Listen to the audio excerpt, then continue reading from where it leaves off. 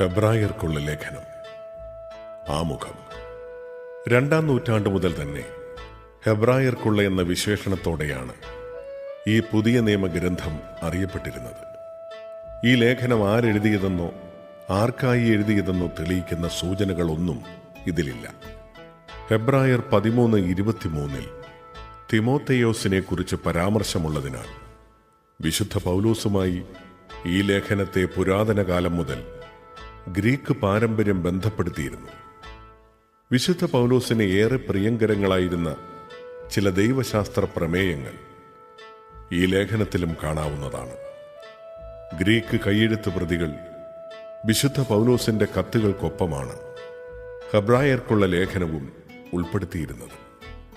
എന്നാൽ ബൈബിൾ പഠനത്തിൽ ചരിത്രാത്മക നിരൂപണ രീതി പ്രാബല്യത്തിൽ വന്നതോടെ പദപ്രയോഗം, ഭാഷ, അവതരണ രീതി ഇവയുടെ പശ്ചാത്തലത്തിൽ ഹെബ്രായർക്കുള്ള ലേഖനത്തിന്റെ കർത്താവ് വിശുദ്ധ പൗലോസ് അല്ല എന്ന നിഗമനത്തിലാണ് ബൈബിൾ പണ്ഡിതന്മാർ ഏറിയ പങ്കും എത്തിച്ചേർന്നിരിക്കുന്നത്. വിശുദ്ധ പൗലോസിന്റെ ദൈവശാസ്ത്ര പാരമ്പര്യം പിന്തുടർന്ന ബർണബാസ്, സീലാസ്, അപ്പോളോസ്, പ്രിഷില്ല ഇവരിൽ ആരെങ്കിലും രചിച്ചതാകാം ഈ ലേഖനം എന്നഭിപ്രായപ്പെടുന്ന ബൈബിൾ പണ്ഡിതന്മാരുണ്ട്. എന്നാൽ ഈ ലേഖനം ആരെഴുതിയെന്നത് പ്രധാനപ്പെട്ട കാര്യമല്ല. ലേഖനത്തിൽ തന്നെ ഈ ആശയം കാണാം. ഉദാഹരണത്തിന് 85-ാം സങ്കീർത്തനം രചിച്ചത് ദാവീദാണെന്ന് പറയുന്നതോടൊപ്പം പരിശുദ്ധാത്മാവാണ് സങ്കീർത്തന കർത്താവെന്ന് ഹെബ്രായർ 3:7, 4:7 സാക്ഷ്യപ്പെടുത്തുന്നു. ഈ ലേഖനം എഴുതപ്പെട്ടത് മുഖ്യമായും യഹൂദ മതത്തിൽ നിന്ന് ക്രിസ്തുവിശ്വാസത്തിലേക്ക് കടന്നു വന്നവരെ ഉദ്ദേശിച്ചാണെന്ന് മനസ്സിലാക്കേണ്ടിയിരിക്കുന്നു. അതിൻ്റെ പ്രധാന കാരണം പഴയ നിയമഭാഗങ്ങൾ ഉദ്ധരിച്ചുകൊണ്ട് ലേഖനകർത്താവ് തൻ്റെ വാദഗതികൾ അവതരിപ്പിക്കുന്നു എന്നതാണ്. മോശ വഴി നൽകപ്പെട്ട നിയമം, പഴയ നിയമ ബലികൾ, പൗരോഹിത്യം, ആരാധനാക്രമം, ദേവാലയവും അതിൻ്റെ ഘടനാവിശേഷവും എന്നിവ അർത്ഥപൂർണമാകുന്നത് യഹൂദ പശ്ചാത്തലത്തിലുള്ളവർക്കാണ്. 1-ാം നൂറ്റാണ്ടിൻ്റെ അന്ത്യത്തോടെ യഹൂദമതവും ക്രൈസ്തവ മതവും വ്യത്യസ്ത വിശ്വാസ സംഹിതകളായി തിരിഞ്ഞിരുന്നു. പരസ്പരമുള്ള കുറ്റാരോപണവും ശത്രുതയും ഈ വിഭാഗങ്ങൾക്കിടയിൽ പതിവായിരുന്നു. വിശ്വാസത്തെ പ്രതി സഹിക്കേണ്ട അവസ്ഥയാണ് ക്രൈസ്തവർക്കുണ്ടായിരുന്നത്. വിശ്വാസത്തോടും പ്രതീക്ഷയോടും കൂടെ ഉറച്ചു നിൽക്കാനുള്ള ആഹ്വാനം ഈ ലേഖനത്തിൽ സുലഭമാണ്. AD 65-നും 75-നും ഇടയ്ക്ക് എഴുതപ്പെട്ടതാണ് ഈ ലേഖനം എന്ന് കരുതാവുന്നതാണ്. ദേവാലയത്തിലെ ബലിയർപ്പണത്തെപ്പറ്റി പ്രസ്താവിക്കുന്നതുകൊണ്ട് ദേവാലയം നശിപ്പിക്കപ്പെട്ട് കഴിഞ്ഞിരുന്നില്ല എന്ന് വേണം അനുമാനിക്കാൻ. റോമിലെ വിശുദ്ധ ക്ലമന്റ് തൻ്റെ ലേഖനത്തിൽ ഹെബ്രായർക്കുള്ള കത്തിൽ നിന്ന് ഉദ്ധരിക്കുന്നുണ്ട്. യേശുവിൻ്റെ മുൻ അസ്തിത്വം, മനുഷ്യാവതാരം, മഹത്വീകരണം ഇവ വഴി മനുഷ്യവർഗത്തിന് മുഴുവനുമായി ദൈവത്തിൻ്റെ വചനമായാണ് അവിടുന്ന് നൽകപ്പെട്ടിരിക്കുന്നത്. ഈ ആശയങ്ങൾ കൊണ്ടാണ് ലേഖനം ആരംഭിക്കുന്നത്. മാലാഖമാരേക്കാൾ ശ്രേഷ്ഠനാണ് അവിടുന്ന്. മനുഷ്യകുലത്തിന് നൽകപ്പെട്ടിരിക്കുന്ന രക്ഷാ സന്ദേശമാണ് യേശു.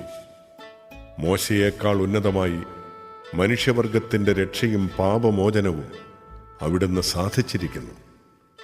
ദൈവജനത്തിൻ്റെ അവിശ്വസ്തത മൂലം മോശ വഴി നൽകപ്പെട്ട രക്ഷ യാഥാർത്ഥ്യമായി തീർന്നില്ല. യേശുവിലൂടെ നൽകപ്പെട്ട രക്ഷയും അതുപോലെ വിഫലമായി തീരാം. പാപമൊഴികെ മറ്റെല്ലാ കാര്യങ്ങളിലും യേശു മനുഷ്യർക്ക് സദൃശനായി തീർന്നു.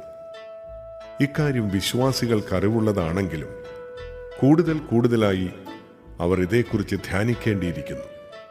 യേശുവിൻ്റെ പൗരോഹിത്യം ലേഖനകർത്താവ് അവതരിപ്പിക്കുന്നത് അവിടുത്തെ ആചാര്യത്വത്തിൻ്റെ അനന്യതയും ഔന്നത്യവും സൂചിപ്പിക്കാനാണ്.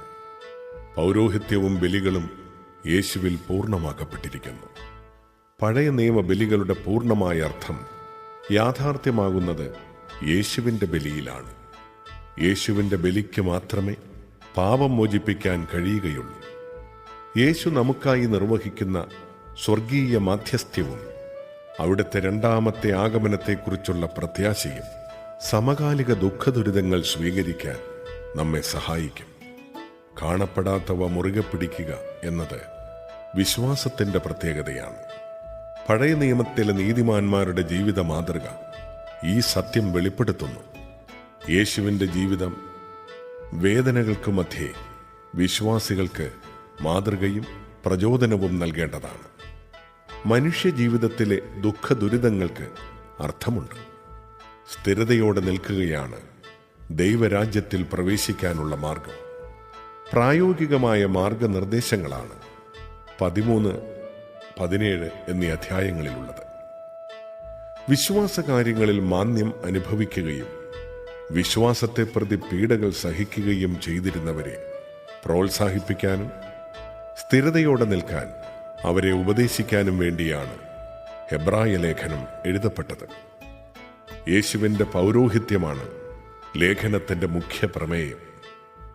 പുതിയ നിയമഗ്രന്ഥങ്ങളിൽ യേശുവിൻ്റെ പൗരോഹിത്യത്തെപ്പറ്റി വ്യക്തമായി പരാമർശിക്കുന്നതും പഠിപ്പിക്കുന്നതും ഹെബ്രായർക്കുള്ള ലേഖനം മാത്രമാണ്. വിശ്വസ്തനും കാരുണ്യവാനുമായ മഹാപുരോഹിതനാണ് അവിടുന്ന്. അധ്യായം 1.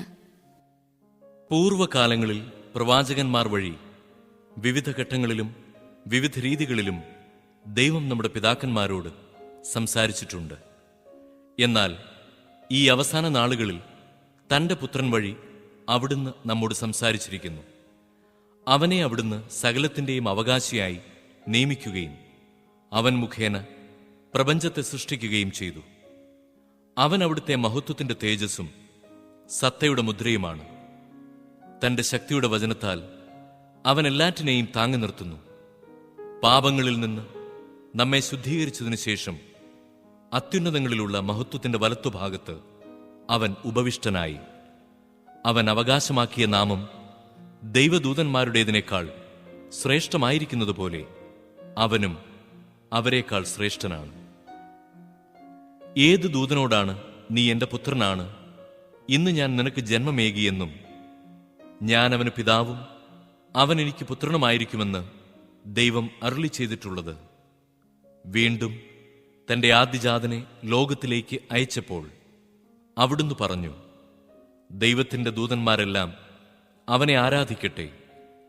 അവിടുന്ന് തൻ്റെ ദൂതന്മാരെ കാറ്റും ശുശ്രൂഷകരെ തീനാളങ്ങളുമാക്കുന്നുവെന്ന് ദൂതന്മാരെക്കുറിച്ച് പറഞ്ഞിരിക്കുന്നു. എന്നാൽ പുത്രനെപ്പറ്റി പറയുന്നു, ദൈവമേ, അങ്ങയുടെ സിംഹാസനം എന്നേക്കും നിലനിൽക്കുന്നു. അങ്ങയുടെ രാജ്യത്തിൻ്റെ ചെങ്കോൽ നീതിയുടെ ചെങ്കോലാണ്. അങ്ങ് നീതിയെ സ്നേഹിച്ചു, അനീതിയെ വെറുത്തു. അതിനാൽ അങ്ങയുടെ സ്നേഹിതരെക്കാൾ അധികമായി സന്തോഷത്തിൻ്റെ തൈലം കൊണ്ട് ദൈവം, അങ്ങയുടെ ദൈവം, അങ്ങയെ അഭിഷേകം ചെയ്തിരിക്കുന്നു. കർത്താവേ, ആദിയിൽ അങ്ങ് ഭൂമിക്ക് അടിസ്ഥാനമിട്ടു. ആകാശം അങ്ങയുടെ കരവേലയാണ്. അവയൊക്കെ നശിക്കും, അങ്ങ് മാത്രം നിലനിൽക്കും. വസ്ത്രം പോലെ അവ പഴകിപ്പോകും, മേലങ്കി പോലെ അങ്ങ് അവയെ മടക്കും. വസ്ത്രം പോലെ അവ മാറ്റപ്പെടും, എന്നാൽ അങ്ങയ്ക്ക് മാറ്റമില്ല. അങ്ങയുടെ വത്സരങ്ങൾ അവസാനിക്കുകയുമില്ല. നിന്റെ ശത്രുക്കളെ ഞാൻ നിനക്ക് പാദപീഠമാക്കുവോളം എന്റെ വലത്തുഭാഗത്തിരിക്കുക എന്ന് ഏതു ദൂതനോടാണ് എപ്പോഴെങ്കിലും അവിടുന്ന് പറഞ്ഞിട്ടുള്ളത്? രക്ഷയുടെ അവകാശികളാകാനിരിക്കുന്നവർക്ക് ശുശ്രൂഷ ചെയ്യാൻ അയക്കപ്പെട്ട സേവകാത്മാക്കളല്ലേ അവരെല്ലാം. അധ്യായം 2. നാം കേട്ടിട്ടുള്ള കാര്യങ്ങളിൽ നിന്ന് അകന്നു പോകാതിരിക്കാൻ അവയിൽ കൂടുതൽ ശ്രദ്ധിക്കുക ആവശ്യമാണ്. ദൂതന്മാർ പറഞ്ഞ വാക്കുകൾ സത്യമാവുകയും നിയമലംഘനത്തിനും അനുസരണമില്ലായ്മയ്ക്കും തക്ക ശിക്ഷ ലഭിക്കുകയും ചെയ്തെങ്കിൽ ഇത്ര മഹത്തായ രക്ഷയെ അവഗണിക്കുന്ന നാം ശിക്ഷയിൽ നിന്ന് എങ്ങനെ ഒഴിവാക്കപ്പെടും? ആരംഭത്തിൽ കർത്താവ് തന്നെയാണ് അത് പ്രഖ്യാപിച്ചത്. അവിടുത്തെ വാക്ക് ശ്രവിച്ചവർ നമുക്ക് അത് സ്ഥിരീകരിച്ചു തന്നു. അടയാളങ്ങൾ, അത്ഭുതങ്ങൾ, പലവിധത്തിലുള്ള ശക്തമായ പ്രവൃത്തികൾ എന്നിവ കൊണ്ടും തൻ്റെ ഇഷ്ടത്തിനൊത്ത് പരിശുദ്ധാത്മാവിനെ ദാനം ചെയ്തുകൊണ്ടും ദൈവം തന്നെ ഇതിന് സാക്ഷ്യം നൽകിയിരിക്കുന്നു. എന്തെന്നാൽ നാം പരാമർശിക്കുന്ന ഭാവി ലോകത്തെ ദൂതന്മാർക്കല്ലല്ലോ അവിടുന്ന് അധീനമാക്കിയത്. ഇതേക്കുറിച്ച് ഒരിടത്ത് ഇങ്ങനെ സാക്ഷ്യപ്പെടുത്തിയിരിക്കുന്നു: അങ്ങ് മനുഷ്യനെ ഓർക്കാൻ അവൻ ആരാണ്? അങ്ങ് ശ്രദ്ധിക്കാൻ മനുഷ്യപുത്രൻ ആരാണ്?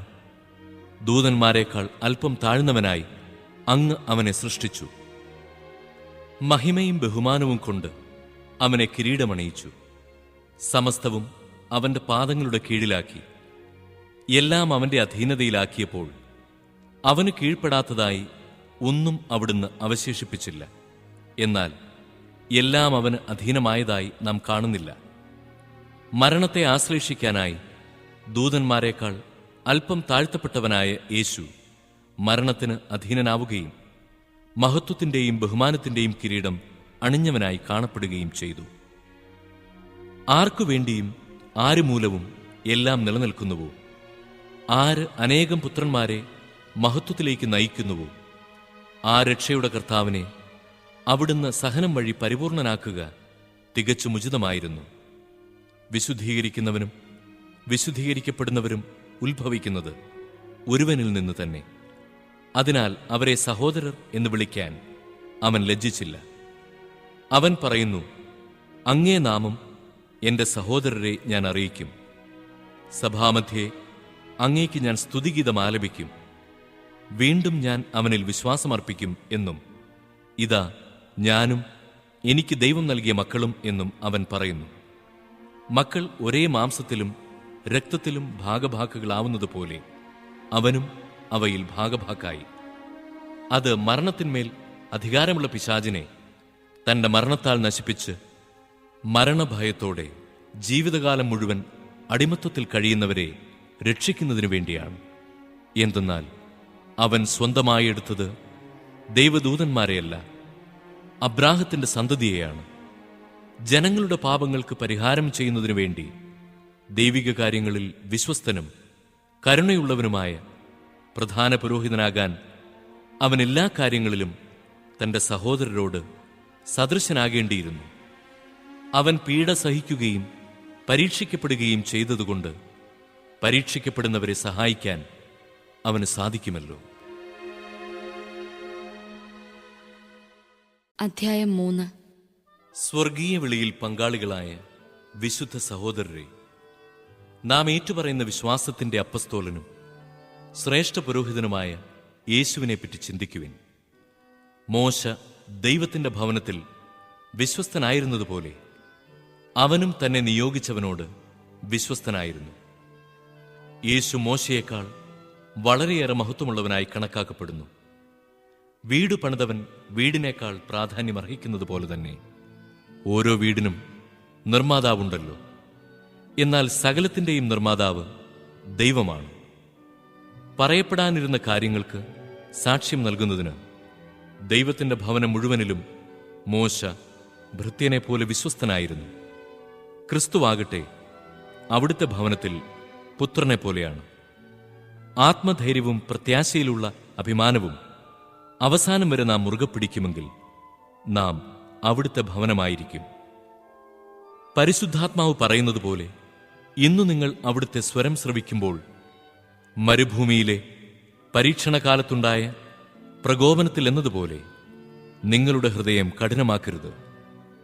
അവിടെ നിങ്ങളുടെ പിതാക്കന്മാർ 40 വർഷം എന്നെ പരീക്ഷിക്കുകയും എന്റെ പ്രവൃത്തികൾ കാണുകയും ചെയ്തു. അതിനാൽ ആ തലമുറയോട് ഞാൻ കോപിച്ചു പറഞ്ഞു, അവർ സദാ തങ്ങളുടെ ഹൃദയത്തിൽ തെറ്റു ചെയ്യുന്നു. എന്റെ വഴികൾ അവർ മനസ്സിലാക്കിയിട്ടില്ല. എന്റെ ക്രോധത്തിൽ ഞാൻ ശപഥം ചെയ്തു പറഞ്ഞതുപോലെ അവർ ഒരിക്കലും എന്റെ വിശ്രമത്തിലേക്ക് പ്രവേശിക്കുകയില്ല. എന്റെ സഹോദരരെ, ജീവിക്കുന്ന ദൈവത്തിൽ നിന്ന് നിങ്ങളിൽ ആരും വിശ്വാസരഹിതമായ ദുഷ്ടഹൃദയം മൂലം അകന്നു പോകാതിരിക്കാൻ ശ്രദ്ധിക്കുവിൻ.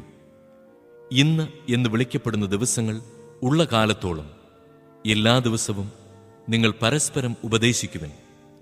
ഇത് നിങ്ങൾ പാപത്തിന്റെ വഞ്ചനയാൽ കഠിനഹൃദയരാകാതിരിക്കുവാനാണ്. എന്തെന്നാൽ നമ്മുടെ ആദ്യ വിശ്വാസത്തെ അവസാനം വരെ മുറുകെ പിടിക്കുമെങ്കിൽ മാത്രമേ നാം ക്രിസ്തുവിൽ പങ്കുകാരാവുകയുള്ളൂ. ഇപ്രകാരം പറയപ്പെട്ടിരിക്കുന്നു: ഇന്ന് നിങ്ങൾ അവന്റെ സ്വരം ശ്രവിക്കുമ്പോൾ എതിർപ്പിന്റെ കാലത്തെന്നതുപോലെ നിങ്ങളുടെ ഹൃദയം കഠിനമാക്കരുത്. ദൈവത്തിന്റെ സ്വരം ശ്രവിച്ചിട്ടും ചിലരെല്ലാം എതിർപ്പ് കാണിച്ചില്ലേ? മോശയുടെ നേതൃത്വത്തിൽ ഈജിപ്തിൽ നിന്ന് പുറത്തു വന്നവരല്ലേ അവർ? അവരുമായല്ലേ അവൻ 40 വത്സരം മല്ലടിച്ചത്? അവരുടെ ശരീരങ്ങളല്ലേ പാപം മൂലം മരുഭൂമിയിൽ നിബദിച്ചത്? അനുസരണക്കേട് കാണിച്ചവരോടല്ലേ ഒരിക്കലും തന്റെ വിശ്രമത്തിലേക്ക് പ്രവേശിക്കയില്ലെന്ന് അവിടുന്ന് ആണയിട്ട് പറഞ്ഞത്? അങ്ങനെ അവിശ്വാസ നിമിത്തമാണ് അവർക്ക് പ്രവേശിക്കാൻ സാധിക്കാതെ വന്നതെന്ന് നാം കാണുന്നു. അധ്യായം 4. അവിടുന്ന് നൽകുന്ന വിശ്രമത്തിലേക്ക് നാം പ്രവേശിക്കുമെന്ന വാഗ്ദാനം നിലനിൽക്കുമ്പോൾ തന്നെ അതിൽ പ്രവേശിക്കാൻ കഴിയാത്തവരായി നിങ്ങളിൽ ആരെങ്കിലും കാണപ്പെടുമോ എന്ന് നാം ഭയപ്പെടണം. അവർക്കെന്ന പോലെ തന്നെയാണ് നമുക്കും സുവിശേഷം ലഭിച്ചത്. എന്നാൽ അവർ കേട്ട വചനം അവർക്ക് പ്രയോജനപ്പെട്ടില്ല, കാരണം അവർ അത് വിശ്വസിച്ചില്ല. എന്നാൽ വിശ്വസിച്ചവരായ നാം വിശ്രമത്തിലേക്ക് പ്രവേശിക്കുന്നു. ലോകത്തെ സൃഷ്ടിച്ചു കഴിഞ്ഞപ്പോൾ തന്നെ അവിടുത്തെ ജോലി പൂർത്തീകരിക്കപ്പെട്ടു. എങ്കിലും അവിടുന്ന് പറഞ്ഞിരിക്കുന്നു, എന്റെ ക്രോധത്തിൽ ഞാൻ ശപഥം ചെയ്തതുപോലെ അവരൊരിക്കലും എന്റെ വിശ്രമത്തിലേക്ക് പ്രവേശിക്കുകയില്ല. 7-ാം ദിവസത്തെപ്പറ്റി ഒരിടത്തിങ്ങനെ പറഞ്ഞിരിക്കുന്നു, തന്റെ എല്ലാ പ്രവർത്തനങ്ങൾക്കും ശേഷം 7-ാം ദിവസം ദൈവം വിശ്രമിച്ചു. വീണ്ടും ഇങ്ങനെ പറഞ്ഞിരിക്കുന്നു, അവർ ഒരിക്കലും എന്റെ വിശ്രമത്തിലേക്ക് പ്രവേശിക്കുകയില്ല. എന്നാൽ ചിലർ ഇനിയും പ്രവേശിക്കാനുണ്ട്. മുമ്പ് സുവിശേഷം ശ്രവിച്ചവരാകട്ടെ അനുസരണക്കേട് മൂലം പ്രവേശിച്ചിട്ടുമില്ല. അതിനാൽ അവിടുന്ന് ഒരു പ്രത്യേക ദിവസം, അതായത് ഇന്ന് നിശ്ചയിച്ചിരിക്കുന്നു. അവിടുന്ന് മുമ്പ് പറഞ്ഞിട്ടുള്ളതുപോലെ ദാവീദ് വഴി വീണ്ടും പറയുന്നു, ഇന്നെങ്കിലും നിങ്ങൾ അവന്റെ സ്വരം ശ്രവിച്ചിരുന്നെങ്കിൽ എത്ര നന്നായിരുന്നു. നിങ്ങളുടെ ഹൃദയം കഠിനമാക്കരുത്. ജോഷുവ അവർക്ക് വിശ്രമം കൊടുത്തിരുന്നെങ്കിൽ പിന്നീട് ദൈവം മറ്റൊരു ദിവസത്തെപ്പറ്റി പറയുമായിരുന്നില്ല. അതിനാൽ ദൈവജനത്തിന് ഒരു സാബത്ത് വിശ്രമം ലഭിക്കാനിരിക്കുന്നു. എന്തെന്നാൽ ദൈവത്തിന്റെ വിശ്രമത്തിലേക്ക് പ്രവേശിക്കുന്നവൻ അവിടുത്തെ പോലെ തന്റെ ജോലിയിൽ നിന്ന് വിരമിക്കുന്നു. അതുപോലുള്ള അനുസരണക്കേട് മൂലം അധപ്പതിക്കാതിരിക്കുന്നതിന് നമുക്കും ആ വിശ്രമത്തിലേക്ക് പ്രവേശിക്കാൻ ഉത്സുകരായിരിക്കാം.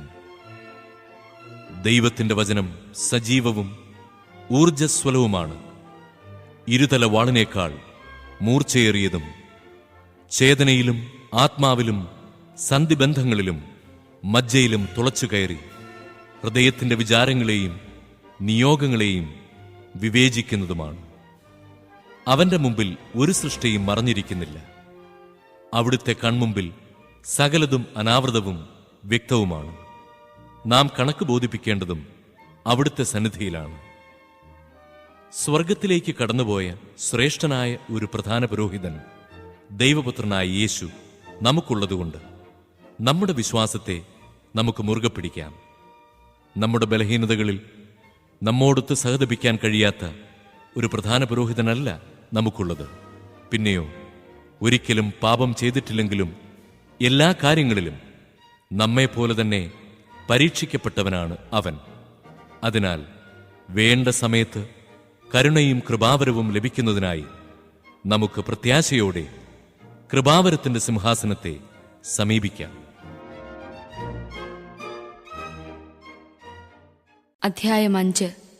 ജനങ്ങളിൽ നിന്ന് ജനങ്ങൾക്ക് വേണ്ടി തിരഞ്ഞെടുക്കപ്പെടുന്ന പ്രധാന പുരോഹിതൻ ദൈവിക കാര്യങ്ങൾക്ക് നിയമിക്കപ്പെടുന്നത് പാപപരിഹാരത്തിനായി ബലികളും കാഴ്ചകളും അർപ്പിക്കാനാണ്. അവൻ തന്നെ ബലഹീനനായതുകൊണ്ട് അജ്ഞരോടും വഴിതെറ്റിയവരോടും വേണ്ടത്ര സഹതാപത്തോടെ പെരുമാറാൻ അവന് കഴിയും. ഇക്കാരണത്താൽ അവൻ ജനങ്ങളുടെ പാപങ്ങൾക്ക് വേണ്ടി എന്ന പോലെ സ്വന്തം പാപങ്ങൾക്ക് വേണ്ടിയും ബലി സമർപ്പിക്കാൻ കടപ്പെട്ടിരിക്കുന്നു. അഹ്റോനെ പോലെ ദൈവത്താൽ വിളിക്കപ്പെടുകയല്ലാതെ ആരും സ്വയം ഈ ബഹുമതി ഏറ്റെടുക്കുകയല്ല.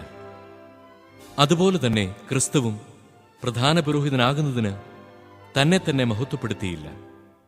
നീ എന്റെ പ്രിയപുത്രനാണ്, ഇന്ന് ഞാൻ നിനക്ക് ജന്മമേകിയെന്ന് അവനോട് പറഞ്ഞവൻ തന്നെയാണ് അവനെ മഹത്വപ്പെടുത്തിയത്. അവിടുന്ന് വീണ്ടും പറയുന്നു, മെൽക്കിസദേക്കിന്റെ ക്രമപ്രകാരം നീ എന്നേക്കും പുരോഹിതനാണ്. തന്റെ ഐഹിക ജീവിതകാലത്ത് ക്രിസ്തു മരണത്തിൽ നിന്ന് തന്നെ രക്ഷിക്കാൻ കഴിവുള്ളവന് കണ്ണീരോടും വലിയ വിലാപത്തോടും കൂടി പ്രാർത്ഥനകളും യാചനകളും സമർപ്പിച്ചു. അവന്റെ ദൈവഭയം മൂലം അവന്റെ പ്രാർത്ഥന കേട്ടു. പുത്രനായിരുന്നിട്ടും തന്റെ സഹനത്തിലൂടെ അവൻ അനുസരണം അഭ്യസിച്ചു. പരിപൂർണനാക്കപ്പെട്ടതുവഴി അവൻ തന്നെ അനുസരിക്കുന്നവർക്കെല്ലാം നിത്യരക്ഷയുടെ ഉറവിടമായി. എന്തെന്നാൽ മെൽക്കിസദേക്കിന്റെ ക്രമപ്രകാരം അവൻ പ്രധാന പുരോഹിതനായി ദൈവത്താൽ നിയോഗിക്കപ്പെട്ടു. ഇതേക്കുറിച്ച് ഇനിയും ധാരാളം ഞങ്ങൾക്ക് പറയാനുണ്ട്. നിങ്ങൾ ഗ്രഹിക്കുന്നതിൽ പിന്നോക്കമായതുകൊണ്ട് അതെല്ലാം വിശദീകരിക്കുക വിഷമമാണ്. ഇതിനകം നിങ്ങളെല്ലാവരും പ്രബോധകരാകേണ്ടിയിരുന്നവരാണ്. പക്ഷേ ദൈവവചനത്തിന്റെ പ്രഥമ പാഠങ്ങൾ പോലും നിങ്ങളെ വീണ്ടും പഠിപ്പിക്കാൻ ഒരാൾ ആവശ്യമായിരിക്കുന്നു. നിങ്ങൾക്ക് പാലാണ് ആവശ്യം, കട്ടിയുള്ള ഭക്ഷണമല്ല. പാല് കുടിച്ചു ജീവിക്കുന്നവൻ നീതിയുടെ വചനം വിവേചിക്കാൻ വൈദഗ്ധ്യമില്ലാത്തവനാണ്. എന്തെന്നാൽ അവൻ ശിശുവാണ്. കട്ടിയുള്ള ഭക്ഷണം പക്വത വന്നവർക്കുള്ളതാണ്. അവർ തങ്ങളുടെ ശക്തിവിശേഷങ്ങളുടെ പരിശീലനത്താൽ നന്മതിന്മകളെ വിവേചിച്ചറിയാൻ കഴിവുള്ളവരാണ്. അധ്യായം 6. അതിനാൽ ക്രിസ്തുവിന്റെ വചനത്തിന്റെ പ്രഥമ പാഠങ്ങൾ പിന്നിട്ടു നമുക്ക് പക്വതയിലേക്ക് വളരാം. നിർജീവ പ്രവൃത്തികളിൽ നിന്നുള്ള തിരിച്ചുവരവ്, ദൈവത്തിലുള്ള വിശ്വാസം, ജ്ഞാനസ്നാനത്തെ സംബന്ധിക്കുന്ന പ്രബോധനം, കൈവയ്പ്, മരിച്ചവരുടെ ഉയർപ്പ്, നിത്യവിധി ഇവയ്ക്ക് വീണ്ടും ഒരടിസ്ഥാനമിടേണ്ടതില്ല. ദൈവം അനുവദിക്കുന്നെങ്കിൽ നമുക്ക് മുന്നോട്ടു പോകാം. ഒരിക്കൽ പ്രകാശം ലഭിക്കുകയും സ്വർഗീയ സമ്മാനം ആസ്വദിച്ചറിയുകയും പരിശുദ്ധാത്മാവിൽ പങ്കുകാരാവുകയും ദൈവവചനത്തിന്റെ നന്മയും വരാനിരിക്കുന്ന യുഗത്തിന്റെ ശക്തിയും രുചിച്ചറിയുകയും ചെയ്തവർ വീണുപോവുകയാണെങ്കിൽ അവരെ അനുതാപത്തിലേക്ക് പുനരാനയിക്കുക അസാധ്യമാണ്. കാരണം അവർ ദൈവപുത്രനെ സ്വമനസ്സാ അധിക്ഷേപിക്കുകയും വീണ്ടും കുരിശിൽ തറയ്ക്കുകയും ചെയ്തു. കൂടെ കൂടെ പെയ്യുന്ന മഴവെള്ളം കുടിക്കുകയും ആർക്കുവേണ്ടി കൃഷി ചെയ്യപ്പെടുന്നുവോ അവരുടെ പ്രയോജനത്തിനായി സസ്യങ്ങളെ മുളപ്പിക്കുകയും ചെയ്യുന്ന ഭൂമി ദൈവത്തിൽ നിന്ന് അനുഗ്രഹം പ്രാപിക്കുന്നു. ഞെരിഞ്ഞിലുകളും മുള്ളുകളുമാണ് പുറപ്പെടുവിക്കുന്നതെങ്കിലോ അത് പരിത്യക്തമാണ്. അതിന്മേൽ ശാപം ആസന്നവുമാണ്. ദഹിപ്പിക്കപ്പെടുക എന്നതായിരിക്കും അതിൻ്റെ അവസാനം. പ്രിയപ്പെട്ടവരെ, ഞങ്ങളിങ്ങനെ സംസാരിക്കുന്നുവെങ്കിലും ഉത്തമവും രക്ഷാകരവുമായ ഗുണങ്ങൾ നിങ്ങളിലുണ്ടെന്ന് ഞങ്ങൾക്ക് ബോധ്യമുണ്ട്. നിങ്ങളുടെ പ്രവൃത്തികളും വിശുദ്ധർക്ക് നിങ്ങൾ ചെയ്തതും ചെയ്യുന്നതുമായ ശുശ്രൂഷയിലൂടെ തന്റെ നാമത്തോട് കാണിച്ച സ്നേഹവും വിസ്മരിക്കാൻ മാത്രം നീതിരഹിതനല്ലല്ലോ ദൈവം. നിങ്ങളിൽ ഓരോരുത്തരും നിങ്ങളുടെ പ്രത്യാശയുടെ പൂർത്തീകരണത്തിനായി അവസാനം വരെ ഇതേ ഉത്സാഹം തന്നെ കാണിക്കണമെന്ന് ഞങ്ങൾ ആഗ്രഹിക്കുന്നു. അങ്ങനെ നിരുത്സാഹരാകാതെ വിശ്വാസവും ദീർഘക്ഷമയും വഴി വാഗ്ദാനത്തിന്റെ അവകാശികളായവരെ അനുകരിക്കുന്നവരാകണം നിങ്ങൾ.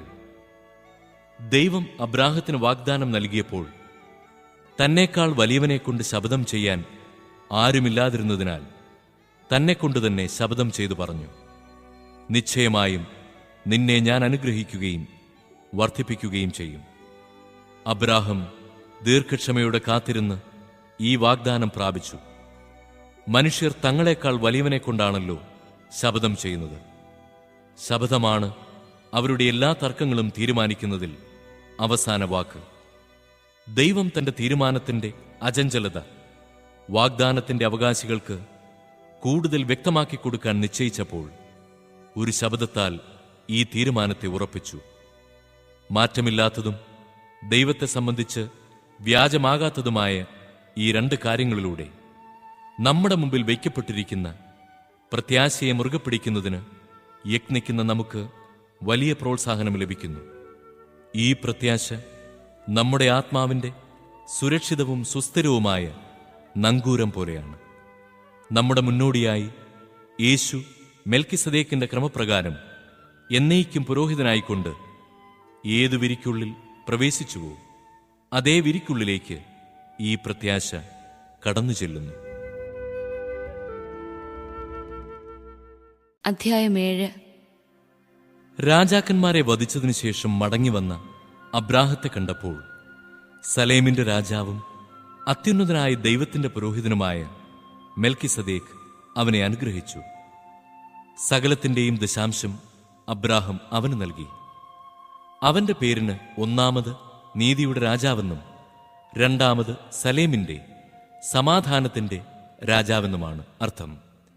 അവന് പിതാവോ മാതാവോ വംശപരമ്പരയോ ഇല്ല. അവന്റെ ദിവസങ്ങൾക്ക് ആരംഭമോ ആയുസ്സിന് അവസാനമോ ഇല്ല. ദൈവപുത്രന് സദൃശനായ അവൻ എന്നേക്കും പുരോഹിതനാണ്. അവൻ എത്ര വലിയവൻ എന്ന് കാണുവിൻ. പൂർവപിതാവായ അബ്രാഹം യുദ്ധത്തിൽ പിടിച്ചെടുത്തവയുടെ ദശാംശം അവന് കൊടുത്തുവല്ലോ. ലേവിയുടെ പുത്രന്മാരിൽ പൗരോഹിത്യം സ്വീകരിച്ചിരുന്നവർക്ക് തങ്ങളുടെ സഹോദരരും അബ്രാഹത്തിന്റെ മക്കളുമായിരുന്ന ജനങ്ങളിൽ നിന്ന് പോലും ദശാംശം വാങ്ങാൻ നിയമത്തിന്റെ അനുശാസനമുണ്ടായിരുന്നു. എന്നാൽ അവരുടെ വംശാവലിയിൽ പെടാതിരുന്നിട്ടും മെൽക്കിസേദക്ക് അബ്രാഹത്തിൽ നിന്ന് ദശാംശം വാങ്ങുകയും വാഗ്ദാനം സ്വീകരിച്ചിരുന്ന അബ്രാഹത്തെ അനുഗ്രഹിക്കുകയും ചെയ്തു. ചെറിയവൻ വലിയവനാൽ അനുഗ്രഹിക്കപ്പെടുന്നു, തർക്കമില്ല. ലേവ്യ പുരോഹിതന്മാരുടെ കാര്യത്തിൽ മരണമുള്ള മനുഷ്യരാണ് ദശാംശം വാങ്ങുന്നത്. മെൽക്കിസദേക്കിന്റെ കാര്യത്തിലാകട്ടെ ജീവിച്ചിരിക്കുന്നുവെന്ന് സാക്ഷ്യമുള്ളവൻ വാങ്ങുന്നു. ദശാംശം വാങ്ങിയിരുന്ന ലേവി പോലും അബ്രാഹത്തിലൂടെ ദശാംശം കൊടുത്തു എന്ന് പറയാവുന്നതാണ്. എന്തെന്നാൽ മെൽക്കിസേദക്ക് അബ്രാഹത്തെ കണ്ടുമുട്ടുമ്പോൾ ലേവി അബ്രാഹത്തിന്റെ അജാതസന്താനമായിരുന്നു. ലേവ്യ പൗരോഹിത്യം വഴിയാണല്ലോ ജനങ്ങൾക്ക് നിയമം നൽകപ്പെട്ടത്. ആ പൗരോഹിത്യം വഴി പൂർണ്ണത പ്രാപിക്കാൻ കഴിയുമായിരുന്നെങ്കിൽ അഹറോന്റെ ക്രമത്തിൽ നിന്ന് വ്യത്യസ്തമായി മെൽക്കിസദേക്കിന്റെ ക്രമപ്രകാരം വേറൊരു പുരോഹിതനുണ്ടാവുക ആവശ്യമായിരുന്നു. പൗരോഹിത്യത്തിൽ വ്യത്യാസം വരുമ്പോൾ നിയമത്തിലും അവശ്യം മാറ്റം വരുന്നു. ഇവയൊക്കെ ആരെക്കുറിച്ച് പറയപ്പെട്ടിരിക്കുന്നുവോ അവൻ വേറൊരു വംശത്തിൽപ്പെട്ടവനാണ്. ആ വംശത്തിൽ നിന്നാകട്ടെ ആരും ബലിപീഠത്തിങ്കൽ ശുശ്രൂഷ ചെയ്തിട്ടുമില്ല. നമ്മുടെ കർത്താവ് ജനിച്ചത് യൂദായുടെ വംശത്തിലാണെന്ന് സ്പഷ്ടമാണ്. ഈ വംശത്തിന്റെ പൗരോഹിത്യത്തെക്കുറിച്ച് മോശ ഒന്നും പറഞ്ഞിട്ടില്ല. മെൽക്കിസദേക്കിന്റെ സാദൃശ്യത്തിൽ മറ്റൊരു പുരോഹിതൻ പ്രത്യക്ഷനാകുന്നതിൽ നിന്ന് ഇത് കൂടുതൽ വ്യക്തമാകുന്നു. ഇവനോ ശാരീരിക ജനനക്രമമനുസരിച്ചല്ല, പ്രത്യുത അക്ഷയമായ ജീവന്റെ ശക്തി നിമിത്തമാണ് പുരോഹിതനായത്. എന്തെന്നാൽ നീ മെൽക്കിസദേക്കിന്റെ ക്രമപ്രകാരം എന്നേക്കും പുരോഹിതനാകുന്നു എന്നവനെക്കുറിച്ച് സാക്ഷ്യമുണ്ട്. ആദ്യ കൽപ്പന അസാധുവാക്കപ്പെട്ടത് അതിന്റെ ബലഹീനതയും നിഷ്പ്രയോജനത്വവും കൊണ്ടാണ്. നിയമം ഒന്നിനെയും പൂർണ്ണതയിലെത്തിച്ചിട്ടില്ല. അതിനേക്കാൾ ശ്രേഷ്ഠവും ദൈവത്തിലേക്ക് നമ്മെ അടുപ്പിക്കുന്നതുമായ പ്രത്യാശ അതിന്റെ സ്ഥാനത്ത് നിലവിൽ വന്നു. അതും ശപഥത്തോടുകൂടെയാണ്. മുമ്പ് പുരോഹിതരായവർ ശപഥം കൂടാതെയാണ് തങ്ങളുടെ സ്ഥാനമേറ്റത്. ഇവനാകട്ടെ കർത്താവ് ശപഥം ചെയ്തിട്ടുണ്ട്, അവൻ മനസ്സ് മാറ്റുകയില്ല, നീ എന്നേക്കും പുരോഹിതനാണ് എന്ന് തന്നോട് പറഞ്ഞവന്റെ ശപഥത്തോടുകൂടിയാണ് പുരോഹിതനായത്. ഇത് ക്രിസ്തുവിനെ ശ്രേഷ്ഠമായ ഒരു ഉടമ്പടിക്ക് അച്ചാരമാക്കുന്നു. മുൻകാലങ്ങളിൽ അനേകം പുരോഹിതന്മാരുണ്ടായിരുന്നു. എന്നാൽ ശുശ്രൂഷയിൽ തുടരാൻ മരണം അവരെ അനുവദിച്ചില്ല. യേശുവാകട്ടെ എന്നേക്കും നിലനിൽക്കുന്നതുകൊണ്ട് അവന്റെ പൗരോഹിത്യം കൈമാറപ്പെടുന്നില്ല. തന്നിലൂടെ ദൈവത്തെ സമീപിക്കുന്നവരെ പൂർണ്ണമായി രക്ഷിക്കാൻ അവന് കഴിവുണ്ട്. എന്നേക്കും ജീവിക്കുന്നവനായ അവൻ അവർക്കു വേണ്ടി മാധ്യസ്ഥം വഹിക്കുന്നു. പരിശുദ്ധനും ദോഷരഹിതനും നിഷ്കളങ്കനും പാപികളിൽ നിന്ന് വേർതിരിക്കപ്പെട്ടവനും സ്വർഗത്തിനുമേൽ ഉയർത്തപ്പെട്ടവനുമായ ഒരു പ്രധാന പുരോഹിതൻ നമുക്കുണ്ടായിരിക്കുക ഉചിതമായിരുന്നു. അന്നത്തെ പ്രധാന പുരോഹിതന്മാരെ പോലെ ആദ്യമേ സ്വന്തം പാപങ്ങൾക്ക് വേണ്ടിയും അനന്തരം ജനത്തിന്റെ പാപങ്ങൾക്ക് വേണ്ടിയും അനുദിനം അവൻ ബലിയർപ്പിക്കേണ്ടതില്ല. അവൻ തന്നെ തന്നെ അർപ്പിച്ചുകൊണ്ട് എന്നേക്കുമായി ഒരിക്കൽ ബലിയർപ്പിച്ചിരിക്കുന്നു. വാസ്തവത്തിൽ നിയമം ബലഹീനരായ മനുഷ്യരെയാണ് പ്രധാന പുരോഹിതന്മാരായി നിയോഗിക്കുന്നത്. എന്നാൽ നിയമത്തിനു ശേഷം വന്ന ശബദത്തിന്റെ വചനമാകട്ടെ എന്നേക്കും പരിപൂർണനാക്കപ്പെട്ട പുത്രനെ നിയോഗിക്കുന്നു. അധ്യായം 8. ഇതുവരെ പ്രതിപാദിച്ചതിന്റെ ചുരുക്കം ഇതാണ്.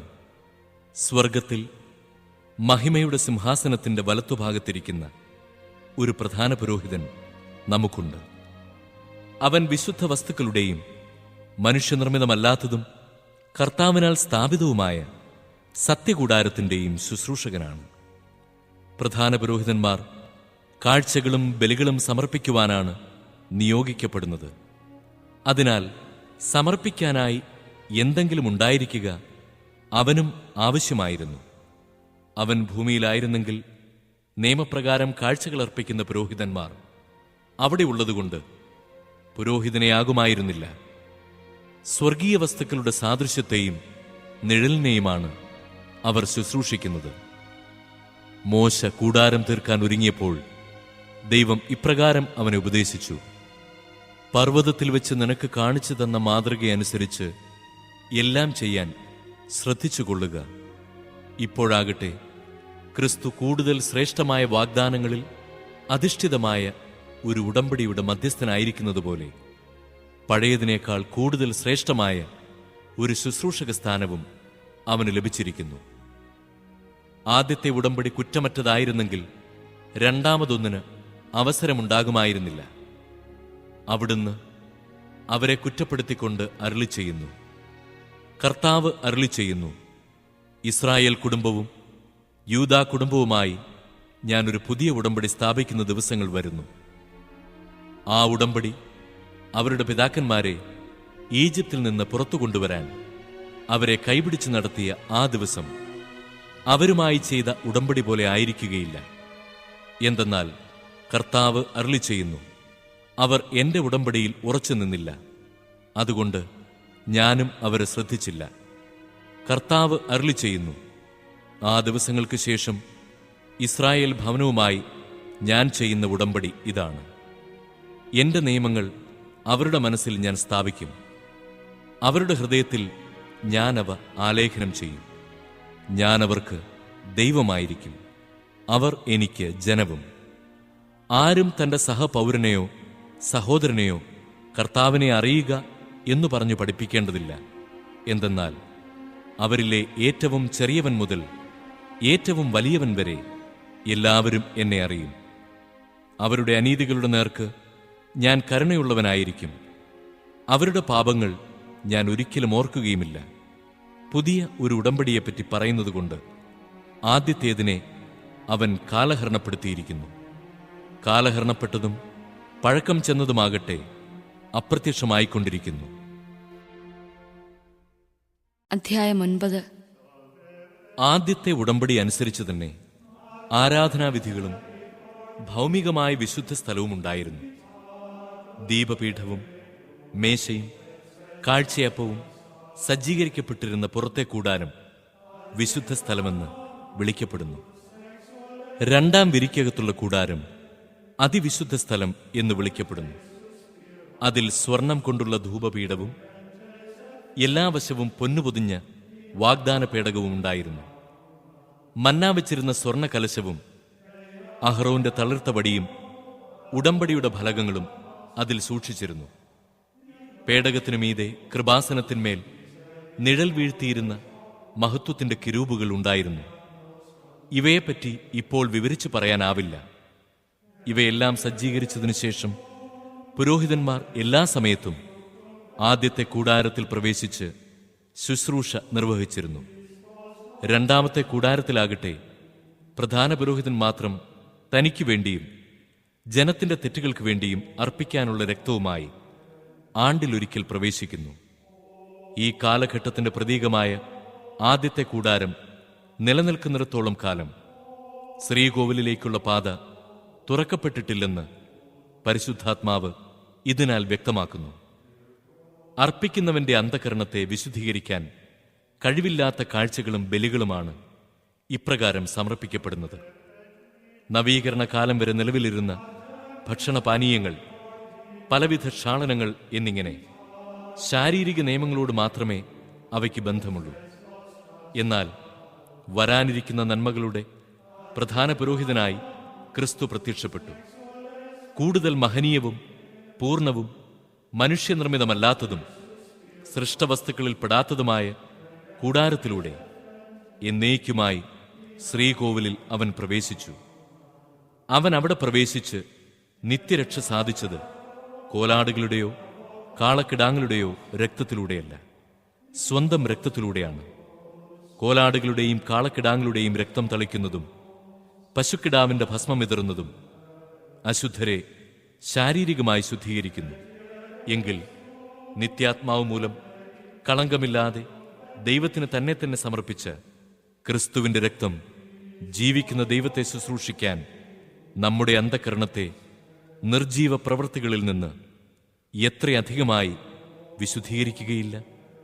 വിളിക്കപ്പെട്ടവർ വാഗ്ദത്തമായ നിത്യാവകാശം പ്രാപിക്കുന്നതിന് അവനൊരു പുതിയ ഉടമ്പടിയുടെ മധ്യസ്ഥനായി. കാരണം ആദ്യത്തെ ഉടമ്പടിക്ക് വിധേയനായിരിക്കെ നിയമം ലംഘിച്ചവർക്ക് അവൻ സ്വന്തം മരണത്താൽ രക്ഷയായിത്തീർന്നു. മരണപത്രത്തിന്റെ കാര്യത്തിൽ അത് എഴുതിയവന്റെ മരണം സ്ഥിരീകരിക്കപ്പെടണം. മരണപത്രം സാധൂകരിക്കപ്പെടുന്നത് മരണശേഷം മാത്രമാണ്. അതുണ്ടാക്കിയവൻ ജീവിച്ചിരിക്കെ അതിന് ഒരു സാധുതയുമില്ലല്ലോ. അതിനാൽ രക്തം കൂടാതെയല്ല ആദ്യത്തെ ഉടമ്പടിയും ഉറപ്പിക്കപ്പെട്ടത്. മോശ നിയമത്തിലെ ഓരോ കൽപ്പനയും ജനങ്ങളോട് പ്രഖ്യാപിച്ചപ്പോൾ അവൻ പശുക്കിടാങ്ങളുടെയും ആടുകളുടെയും രക്തം ജലത്തിൽ കലർത്തി ചെമന്ന ആട്ടിൻ രോമവും ഈസോപ്പ് ചെടിയും ഉപയോഗിച്ച് പുസ്തകത്തിന്മേലും ജനങ്ങളുടെ മേലും തളിച്ചുകൊണ്ട് പറഞ്ഞു, ഇത് ദൈവം നിങ്ങളോട് കൽപ്പിച്ചിരിക്കുന്ന ഉടമ്പടിയുടെ രക്തമാണ്. അപ്രകാരം തന്നെ കൂടാരത്തിന്മേലും ശുശ്രൂഷയ്ക്കുള്ള സകല പാത്രങ്ങളിന്മേലും ആ രക്തം അവൻ തളിച്ചു. നിയമപ്രകാരം മിക്ക വസ്തുക്കളും രക്തത്താലാണ് ശുദ്ധീകരിക്കപ്പെടുന്നത്. രക്തം ചിന്താതെ പാപമോചനമില്ല. സ്വർഗീയ കാര്യങ്ങളുടെ സാദൃശ്യമായിരിക്കുന്നവ ഇപ്രകാരം ശുദ്ധീകരിക്കപ്പെടുക ആവശ്യമായിരുന്നു. സ്വർഗീയ കാര്യങ്ങളാകട്ടെ കൂടുതൽ ശ്രേഷ്ഠമായ ബലികളാലും മനുഷ്യനിർമ്മിതവും സാക്ഷാൽ ഉള്ളവയുടെ പ്രതിരൂപവുമായ വിശുദ്ധ സ്ഥലത്തേക്കല്ല, നമുക്ക് വേണ്ടി ദൈവസന്നിധിയിൽ നിൽക്കാൻ സ്വർഗത്തിലേക്ക് തന്നെയാണ് യേശു പ്രവേശിച്ചത്. അത് പ്രധാന പുരോഹിതൻ തന്റേതല്ലാത്ത രക്തത്തോടുകൂടെ വിശുദ്ധ സ്ഥലത്തേക്ക് ആണ്ടുതോറും പ്രവേശിക്കുന്നത് പോലെ പല പ്രാവശ്യം തന്നെ തന്നെ സമർപ്പിക്കാനായിരുന്നില്ല. ആയിരുന്നെങ്കിൽ ലോകാരംഭം മുതൽ പല പ്രാവശ്യം അവൻ പീഡ സഹിക്കേണ്ടി വരുമായിരുന്നു. കാലത്തിന്റെ പൂർണ്ണതയിൽ തന്നെ തന്നെ ബലിയർപ്പിച്ചുകൊണ്ട് പാപത്തെ നശിപ്പിക്കാൻ ഇപ്പോൾ ഇതാ അവൻ ഒരിക്കൽ മാത്രം പ്രത്യക്ഷപ്പെട്ടിരിക്കുന്നു. മനുഷ്യൻ ഒരു പ്രാവശ്യം മരിക്കണം, അതിനുശേഷം വിധി എന്ന് നിശ്ചയിക്കപ്പെട്ടിരിക്കുന്നു. അതുപോലെ തന്നെ ക്രിസ്തുവും വളരെ പേരുടെ പാപങ്ങൾ ഉന്മൂലനം ചെയ്യുന്നതിനു വേണ്ടി ഒരു പ്രാവശ്യം അർപ്പിക്കപ്പെട്ടു. അവൻ വീണ്ടും വരും, പാപപരിഹാരാർത്ഥമല്ല, തന്നെ ആകാംക്ഷാപൂർവം കാത്തിരിക്കുന്നവരുടെ രക്ഷയ്ക്കു വേണ്ടി. അധ്യായം 10. നിയമം വരാനിരിക്കുന്ന നന്മകളുടെ നിഴൽ മാത്രമാണ്, അവയുടെ തനിരൂപമല്ല. അതിനാൽ ആണ്ടുതോറും ഒരേ ബലി തന്നെ അർപ്പിക്കപ്പെടുന്നെങ്കിലും അവയിൽ സംബന്ധിക്കുന്നവരെ പൂർണ്ണരാക്കാൻ അവയ്ക്ക് ഒരിക്കലും കഴിയുന്നില്ല. അവയ്ക്ക് കഴിഞ്ഞിരുന്നെങ്കിൽ ബലിയർപ്പണം തന്നെ നിന്നുപോകുമായിരുന്നില്ലേ? ആരാധകർ ഒരിക്കൽ ശുദ്ധീകരിക്കപ്പെട്ടിരുന്നെങ്കിൽ പിന്നെ പാപത്തെക്കുറിച്ച് യാതൊരു അവബോധവും അവർക്കുണ്ടാകുമായിരുന്നില്ല. എന്നാൽ ഈ ബലികൾ മൂലം അവർ ആണ്ടുതോറും തങ്ങളുടെ പാപങ്ങൾ ഓർക്കുന്നു. കാരണം കാളകളുടെയും കോലാടുകളുടെയും രക്തത്തിന് പാപങ്ങൾ നീക്കിക്കളയാൻ സാധിക്കുകയില്ല. ഇതിനാൽ അവൻ ലോകത്തിലേക്ക് പ്രവേശിച്ചപ്പോൾ ഇങ്ങനെ അരുളി ചെയ്തു, ബലികളും കാഴ്ചകളും അവിടുന്ന് ആഗ്രഹിച്ചില്ല, എന്നാൽ അവിടുന്ന് എനിക്കൊരു ശരീരം സജ്ജമാക്കിയിരിക്കുന്നു. ദഹനബലികളിലും പാപപരിഹാര ബലികളിലും അവിടുന്ന് സംപ്രീതനായില്ല. അപ്പോൾ പുസ്തകത്തിന്റെ ആരംഭത്തിൽ എന്നെക്കുറിച്ച് എഴുതിയിരിക്കുന്നതുപോലെ ഞാൻ പറഞ്ഞു, ദൈവമേ, അവിടുത്തെ ഇഷ്ടം നിറവേറ്റാൻ ഇതാ ഞാൻ വന്നിരിക്കുന്നു. നിയമപ്രകാരം അർപ്പിക്കപ്പെട്ടിരുന്ന ബലികളും കാഴ്ചകളും ദഹനബലികളും പാപപരിഹാര ബലികളും അവിടുന്ന് ആഗ്രഹിക്കുകയോ ഇഷ്ടപ്പെടുകയോ ചെയ്തില്ല എന്ന് പറഞ്ഞപ്പോൾ തന്നെ ഇങ്ങനെ കൂട്ടിച്ചേർത്തു: അവിടുത്തെ ഹിതം നിറവേറ്റാൻ ഇതാ ഞാൻ വന്നിരിക്കുന്നു. രണ്ടാമത്തേത് സ്ഥാപിക്കാനായി ഒന്നാമത്തേത് അവൻ നീക്കിക്കളയുന്നു. ആ ഹിതമനുസരിച്ച് യേശുക്രിസ്തുവിന്റെ ശരീരം എന്നേക്കുമായി ഒരിക്കൽ സമർപ്പിക്കപ്പെട്ടതുവഴി നാം വിശുദ്ധീകരിക്കപ്പെട്ടിരിക്കുന്നു. പാപങ്ങൾ അകറ്റാൻ കഴിവില്ലാത്ത ബലികൾ ആവർത്തിച്ചർപ്പിച്ചുകൊണ്ട് ഓരോ പുരോഹിതനും ഓരോ ദിവസവും ശുശ്രൂഷ ചെയ്യുന്നു. എന്നാൽ അവനാകട്ടെ പാപങ്ങൾക്ക് വേണ്ടി എന്നേക്കുമായുള്ള ഏക ബലി അർപ്പിച്ചു കഴിഞ്ഞപ്പോൾ ദൈവത്തിന്റെ വലത്തുഭാഗത്ത് ഉപവിഷ്ടനായി. ശത്രുക്കളെ തന്റെ പാദപീഠമാക്കുവോളം അവൻ കാത്തിരിക്കുന്നു.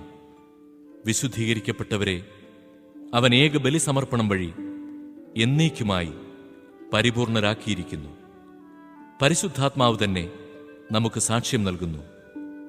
ആ ദിവസങ്ങൾക്ക് ശേഷം അവരുമായി ഞാൻ ഏർപ്പെടുന്ന ഉടമ്പടി ഇതാണ് എന്ന് കർത്താവ് അരുളിച്ചെയ്യുന്നു: എന്റെ നിയമങ്ങൾ അവരുടെ ഹൃദയങ്ങൾക്ക് ഞാൻ നൽകും, അവരുടെ മനസ്സുകളിൽ അവ ഞാൻ ആലേഖനം ചെയ്യും. അവിടുന്ന് തുടരുന്നു: അവരുടെ ദുഷ്പ്രവൃത്തികളും പാപങ്ങളും ഞാനിനി ഒരു കാരണവശാലും ഓർമ്മിക്കുകയില്ല. പാപമോചനമുള്ളിടത്ത് പാപപരിഹാര ബലി ആവശ്യമില്ലല്ലോ. എന്റെ സഹോദരരെ, യേശുവിന്റെ രക്തം മൂലം വിശുദ്ധ സ്ഥലത്തേക്ക് പ്രവേശിക്കാൻ നമുക്ക് മനോധൈര്യമുണ്ട്. എന്തെന്നാൽ തന്റെ ശരീരമാകുന്ന വിരിയിലൂടെ അവൻ നമുക്കായി നവീനവും സജീവവുമായ ഒരു പാത തുറന്നു തന്നിരിക്കുന്നു. ദൈവഭവനത്തിന്റെ മേൽനോട്ടക്കാരനായി നമുക്കൊരു മഹാപുരോഹിതനുണ്ട്. അതിനാൽ വിശ്വാസത്തിന്റെ ഉറപ്പുള്ള സത്യഹൃദയത്തോടെ നമുക്ക് അടുത്തു ചെല്ലാം.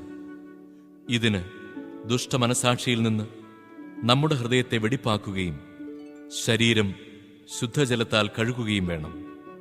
നമ്മോട് വാഗ്ദാനം ചെയ്തിരിക്കുന്നവൻ വിശ്വസ്തനാകയാൽ നമ്മുടെ പ്രത്യാശ ഏറ്റുപറയുന്നതിൽ നാം സ്ഥിരതയുള്ളവരായിരിക്കണം. സ്നേഹത്തോടെ ജീവിക്കുന്നതിനും നല്ല കാര്യങ്ങൾ ചെയ്യുന്നതിനും പരസ്പരം പ്രോത്സാഹിപ്പിക്കാൻ എങ്ങനെ കഴിയുമെന്ന് നമുക്ക് പര്യാലോചിക്കാം. ചിലർ സാധാരണമായി ചെയ്യാറുള്ളതുപോലെ നമ്മുടെ സഭായോഗങ്ങൾ നാം ഉപേക്ഷിക്കരുത്. മാത്രമല്ല, ആ ദിനം അടുത്തു വരുന്നത് കാണുമ്പോൾ നിങ്ങൾ പരസ്പരം കൂടുതൽ കൂടുതൽ പ്രോത്സാഹിപ്പിക്കുകയും വേണം.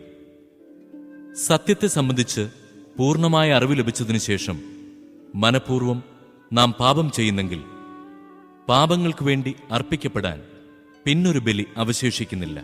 മറിച്ച് ഭയങ്കരമായ ന്യായവിധിയുടെ സംഭീതമായ കാത്തിരിപ്പും ശത്രുക്കളെ വിഴുങ്ങിക്കളയുന്ന അഗ്നിയുടെ ക്രോധവും മാത്രമേ ഉണ്ടായിരിക്കൂ. മോശയുടെ നിയമം ലംഘിക്കുന്ന മനുഷ്യൻ കരുണ ലഭിക്കാതെ 2 or 3 സാക്ഷികളുടെ സാന്നിധ്യത്തിൽ മരിക്കുന്നു. ദൈവപുത്രനെ പുച്ഛിച്ചു തള്ളുകയും തന്നെ ശുദ്ധീകരിച്ച് പുതിയ ഉടമ്പടിയുടെ രക്തത്തെ അശുദ്ധമാക്കുകയും കൃപയുടെ ആത്മാവിനെ അവമാനിക്കുകയും ചെയ്തവന് ലഭിക്കുന്ന ശിക്ഷ എത്ര കഠോരമായിരിക്കുമെന്നാണ് നിങ്ങൾ വിചാരിക്കുന്നത്? പ്രതികാരം എന്റേതാണ്, ഞാൻ പകരം വീട്ടുമെന്നും കർത്താവ് തന്റെ ജനത്തെ വിധിക്കുമെന്നും പറഞ്ഞവനെ നാം അറിയുന്നു. ജീവിക്കുന്ന ദൈവത്തിന്റെ കയ്യിൽ ചെന്ന് വീഴുക വളരെ ഭയാനകമാണ്. നിങ്ങൾ പ്രബുദ്ധരാക്കപ്പെട്ടതിനു ശേഷം കഷ്ടപ്പാടുകളോട് കഠിനമായി പൊരുതി നിന്ന ആ കഴിഞ്ഞ കാലങ്ങൾ ഓർക്കുവിൻ. ചിലപ്പോഴെല്ലാം നിങ്ങൾ വേദനയ്ക്കും അധിക്ഷേപത്തിനും പരസ്യമായി വിഷയമാക്കപ്പെടുകയും മറ്റു ചിലപ്പോൾ ഇവ സഹിച്ചവരുമായി പങ്കുചേരുകയും ചെയ്തു. തടങ്കലിലായിരുന്നപ്പോൾ നിങ്ങൾ വേദനകൾ പങ്കിട്ടു. ധനത്തിന്റെ അപഹരണം സന്തോഷത്തോടെ നിങ്ങൾ സഹിച്ചു. എന്തെന്നാൽ കൂടുതൽ ഉത്കൃഷ്ടവും ശാശ്വതവുമായ ധനം നിങ്ങൾക്കുണ്ടെന്ന് നിങ്ങൾ അറിഞ്ഞിരുന്നു. നിങ്ങളുടെ ആത്മധൈര്യം നിങ്ങൾ നശിപ്പിച്ചു കളയരുത്. അതിന് വലിയ പ്രതിഫലം ലഭിക്കാനിരിക്കുന്നു. ദൈവത്തിന്റെ ഇഷ്ടം നിറവേറ്റി അവിടുത്തെ വാഗ്ദാനം പ്രാപിക്കാൻ നിങ്ങൾക്ക് സഹനശക്തി ആവശ്യമായിരിക്കുന്നു.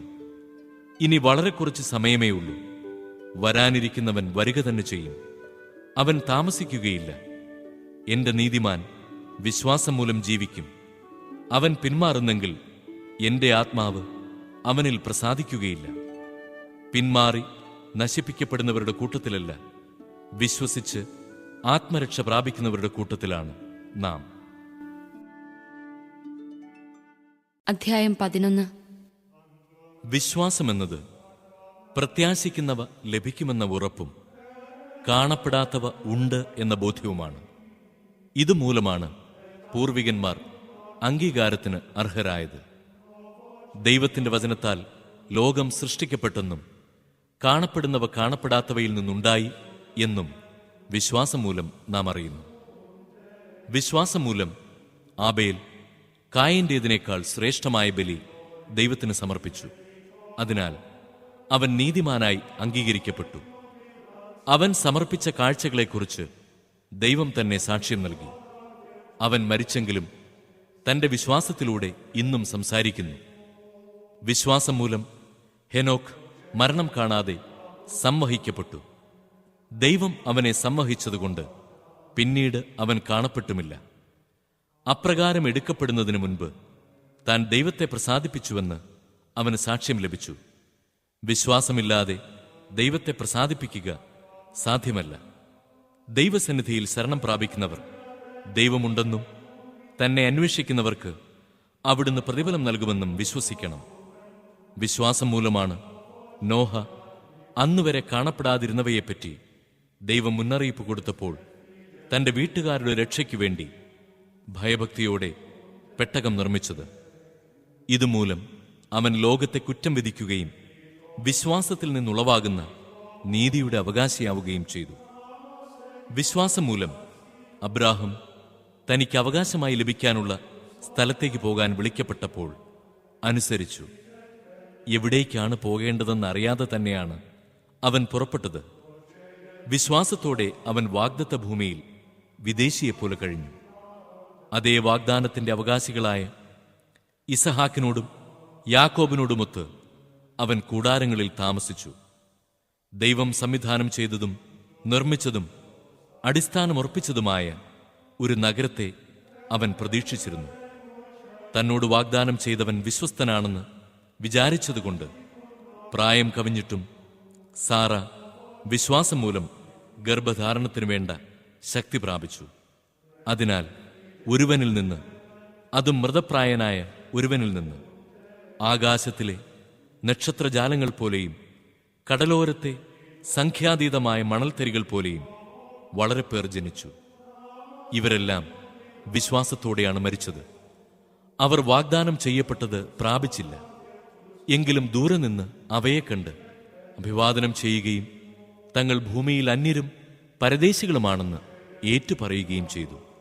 ഇപ്രകാരം പറയുന്നവർ തങ്ങൾ പിതൃദേശത്തെയാണ് അന്വേഷിക്കുന്നതെന്ന് വ്യക്തമാക്കുന്നു. തങ്ങൾ വിട്ടുപോകുന്ന സ്ഥലത്തെക്കുറിച്ചാണ് അവർ ചിന്തിച്ചിരുന്നതെങ്കിൽ അവിടേക്ക് തന്നെ മടങ്ങിച്ചെല്ലാൻ അവസരമുണ്ടാകുമായിരുന്നു. ഇപ്പോഴാകട്ടെ അവർ അതിനേക്കാൾ ശ്രേഷ്ഠവും സ്വർഗീയവുമായതിനെ ലക്ഷ്യം വയ്ക്കുന്നു. അവരുടെ ദൈവം എന്ന് വിളിക്കപ്പെടുന്നതിൽ ദൈവം ലജ്ജിക്കുന്നില്ല. അവർക്കായി അവിടുന്ന് ഒരു നഗരം തയ്യാറാക്കിയിട്ടുണ്ടല്ലോ. വിശ്വാസം മൂലമാണ് പരീക്ഷിക്കപ്പെട്ടപ്പോൾ അബ്രാഹം ഇസഹാക്കിനെ സമർപ്പിച്ചത്. ഇസഹാക്കിലൂടെ നിന്റെ സന്തതി വിളിക്കപ്പെടും എന്ന വാഗ്ദാനം സ്വീകരിച്ചിരുന്നിട്ടും അവൻ തന്റെ ഏകപുത്രനെ ബലിയർപ്പിക്കാൻ ഒരുങ്ങി. മരിച്ചവരിൽ നിന്ന് മനുഷ്യരെ ഉയർപ്പിക്കാൻ പോലും ദൈവത്തിന് കഴിയുമെന്ന് അവൻ വിചാരിച്ചു. അതുകൊണ്ട് ആലങ്കാരികമായി പറഞ്ഞാൽ ഇസഹാക്കിനെ അവന് തിരിച്ചുകിട്ടി. വരാനിരിക്കുന്ന കാര്യങ്ങളെക്കുറിച്ചുള്ള വിശ്വാസത്താൽ ഇസഹാക്ക് യാക്കോബിനെയും ഏസാവിനെയും അനുഗ്രഹിച്ചു. ആസന്ന മരണനായ യാക്കോബ് തന്റെ വടി ഊന്നി നിന്ന് ആരാധിച്ചുകൊണ്ട് ജോസഫിന്റെ മക്കളെ ഓരോരുത്തരെയും വിശ്വാസത്തോടെ അനുഗ്രഹിച്ചു. ജോസഫ് മരിക്കുമ്പോൾ വിശ്വാസം മൂലം ഇസ്രായേൽ മക്കളുടെ പുറപ്പാടിനെ മനസ്സിൽ കണ്ടുകൊണ്ട് തന്റെ അസ്ഥികൾ എന്തു ചെയ്യണമെന്ന് നിർദ്ദേശങ്ങൾ കൊടുത്തു. വിശ്വാസം മൂലം മോശയെ അവൻ ജനിച്ചപ്പോൾ മാതാപിതാക്കന്മാർ 3 മാസത്തേക്ക് ഒളിച്ചുവെച്ചു. എന്തെന്നാൽ കുട്ടി സുന്ദരനാണെന്ന് അവർ കണ്ടു. രാജകൽപ്പനയെ അവർ ഭയപ്പെട്ടില്ല. മോശ വളർന്നു വന്നപ്പോൾ ഫറവോയുടെ മകളുടെ മകൻ എന്ന് വിളിക്കപ്പെടുന്നത് വിശ്വാസം മൂലം അവൻ നിഷേധിച്ചു. പാപത്തിന്റെ നൈമിഷിക സുഖങ്ങൾ ആസ്വദിക്കുന്നതിനേക്കാൾ ദൈവജനത്തിന്റെ കഷ്ടപ്പാടുകളിൽ പങ്കുചേരുന്നതിനാണ് അവൻ ഇഷ്ടപ്പെട്ടത്. ക്രിസ്തുവിനെ പ്രതി സഹിക്കുന്ന നിന്ദനങ്ങൾ ഈജിപ്തിലെ നിധികളെക്കാൾ വിലയേറിയ സമ്പത്തായി അവൻ കരുതി. തനിക്ക് ലഭിക്കാനിരുന്ന പ്രതിഫലത്തിലാണ് അവൻ ദൃഷ്ടി പതിച്ചത്. രാജകോപം ഭയപ്പെടാതെ വിശ്വാസത്താൽ അവൻ ഈജിപ്ത് വിട്ടു. അദൃശ്യനായവനെ ദർശിച്ചാലെന്ന പോലെ അവൻ സഹിച്ചു നിന്നു. ആദ്യജാതന്മാരെ കൊല്ലുന്നവൻ അവരെ സ്പർശിക്കാതിരിക്കുന്നതിന് വിശ്വാസത്താൽ അവൻ പെസഹ ആചരിക്കുകയും രക്തം തളിക്കുകയും ചെയ്തു. വിശ്വാസത്താൽ അവർ വരണ്ട ഭൂമിയിലൂടെ എന്ന വിധം ചെങ്കടൽ കടന്നു. എന്നാൽ ഈജിപ്തുകാർ അപ്രകാരം ചെയ്യാൻ ശ്രമിച്ചപ്പോൾ കടൽ അവരെ വിഴുങ്ങിക്കളഞ്ഞു. വിശ്വാസത്തോടെ ഇസ്രായേൽ ജനം ജെറീക്കോയുടെ കോട്ടകൾക്ക് 7 ദിവസം വലത്തുവെച്ചപ്പോൾ അവ ഇടിഞ്ഞു വീണു. വേശ്യയായ റാഹാബ് വിശ്വാസനിമിത്തം ചാരന്മാരെ സമാധാനത്തിൽ സ്വീകരിച്ചതുകൊണ്ട് അവൾ അവിശ്വാസികളോടൊപ്പം നശിച്ചില്ല. കൂടുതലായി എന്താണ് ഞാൻ പറയേണ്ടത്? ഗിദെയോൻ, ബാറഖ്, സാംസൺ, ജഫ്ത, ദാവീദ്, സാമൂൽ ഇവരെക്കുറിച്ചും പ്രവാചകന്മാരെക്കുറിച്ചും പ്രതിപാദിക്കാൻ സമയം പോരാ. അവർ വിശ്വാസത്തിലൂടെ രാജ്യങ്ങൾ പിടിച്ചടക്കി, നീതി നടപ്പാക്കി, വാഗ്ദാനങ്ങൾ സ്വീകരിച്ചു, സിംഹങ്ങളുടെ വായ്കൾ പൂട്ടി, അഗ്നിയുടെ ശക്തി കെടുത്തി, വാളിന്റെ വായ്ത്തലയിൽ നിന്ന് രക്ഷപ്പെട്ടു, ബലഹീനതയിൽ നിന്ന് ശക്തി ആർജിച്ചു, യുദ്ധത്തിൽ ശക്തന്മാരായി, വിദേശസേനകളെ കീഴ്പ്പെടുത്തി, സ്ത്രീകൾക്ക് തങ്ങളുടെ മരിച്ചുപോയവരെ പുനരുജ്ജീവനത്തിലൂടെ തിരിച്ചുകിട്ടി. ചിലർ മരണം വരെ പ്രഹരിക്കപ്പെട്ടു. മെച്ചപ്പെട്ട പുനരുദ്ധാനം പ്രാപിക്കാൻ വേണ്ടി പീഡയിൽ നിന്ന് രക്ഷപ്പെടാൻ അവർ കൂട്ടാക്കിയില്ല. ചിലർ പരിഹാസവും ചമ്മട്ടിയടിയും ബന്ധനവും കാരാഗൃഹവാസവും സഹിച്ചു. ചിലരെ കല്ലെറിഞ്ഞു, ചിലരെ വിചാരണ ചെയ്തു. ചിലർ 2 വെട്ടിമുറിക്കപ്പെട്ടു, ചിലർ വാളുകൊണ്ട് വധിക്കപ്പെട്ടു. ചിലർ ചെമ്മരിയാടുകളുടെയും കോലാടുകളുടെയും തോല് ധരിച്ച് നിസ്സഹായരായും വേദനിക്കുന്നവരായും പീഡിതരായും അലഞ്ഞു നടന്നു. അവരെ സ്വന്തമാക്കാനുള്ള യോഗ്യത ലോകത്തിനില്ലായിരുന്നു. വനത്തിലും മലകളിലും ഗുഹകളിലും മാളങ്ങളിലുമായി അവർ അലഞ്ഞുതിരിഞ്ഞു. വിശ്വാസം മൂലം ഇവരെല്ലാം അംഗീകാരം പ്രാപിച്ചെങ്കിലും വാഗ്ദാനം ചെയ്യപ്പെട്ടത് പ്രാപിച്ചില്ല. കാരണം നമ്മെ കൂടാതെ അവർ പരിപൂർണരാക്കപ്പെടരുത് എന്ന് കണ്ട് ദൈവം നമുക്കായി കുറെ കൂടെ ശ്രേഷ്ഠമായവ നേരത്തെ കണ്ടുവച്ചിരുന്നു.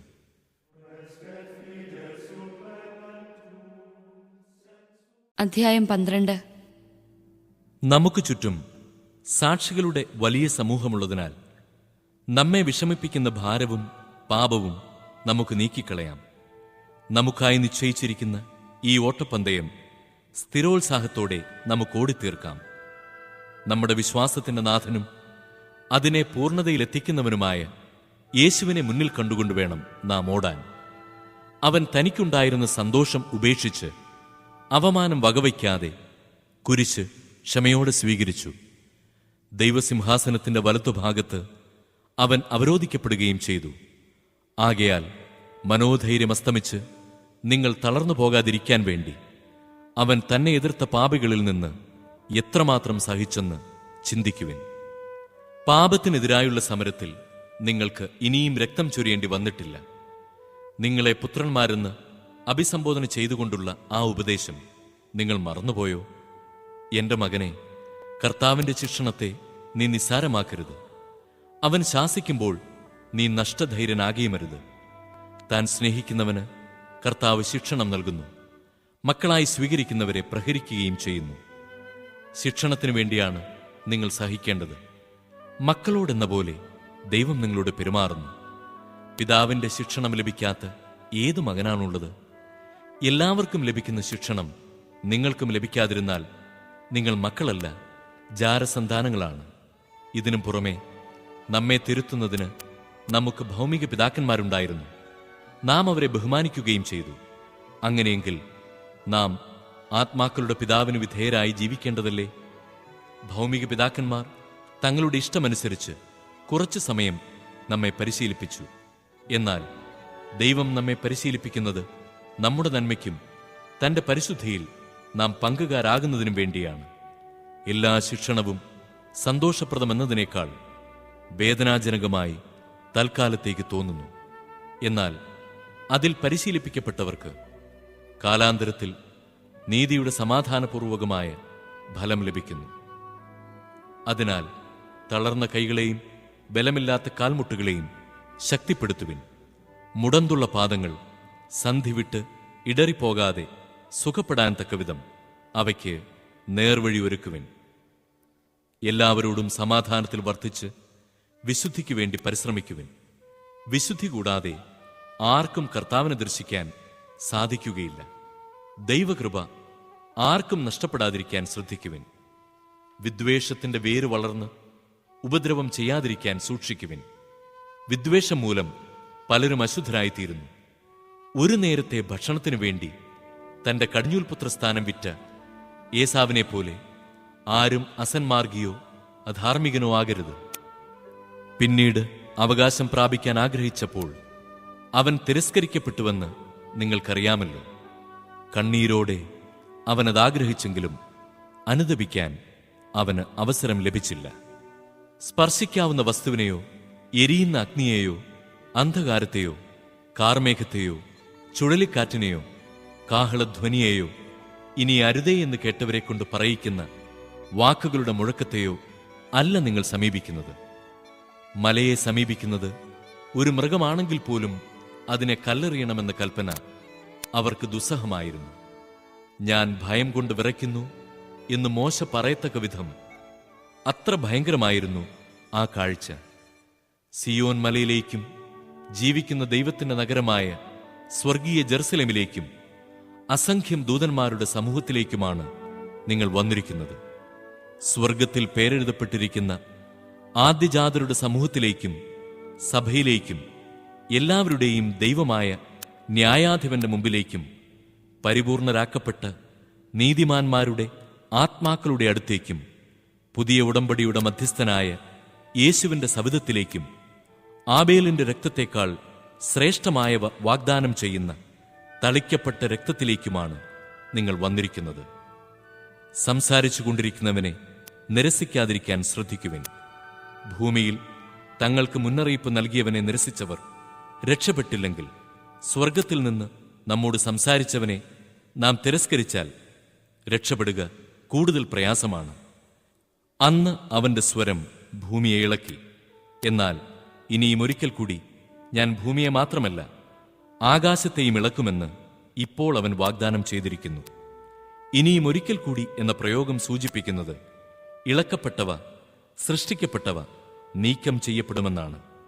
ഇളക്കപ്പെടാൻ പാടില്ലാത്തവ നിലനിൽക്കാൻ വേണ്ടിയാണ് ഇത്. സുസ്ഥിരമായ ഒരു രാജ്യം ലഭിച്ചതിൽ നമുക്ക് നന്ദിയുള്ളവരായിരിക്കാം.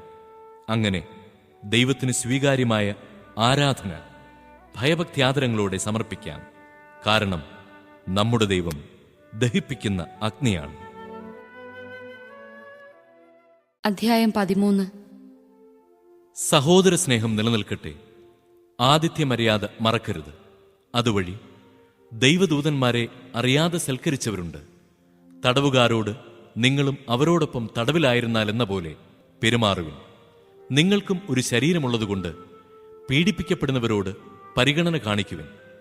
എല്ലാവരുടെ ഇടയിലും വിവാഹം മാന്യമായി കരുതപ്പെടട്ടെ. മണവറ മലിനമാകാതിരിക്കട്ടെ. കാരണം അസന്മാർഗികളെയും വ്യഭിചാരികളെയും ദൈവം വിധിക്കും.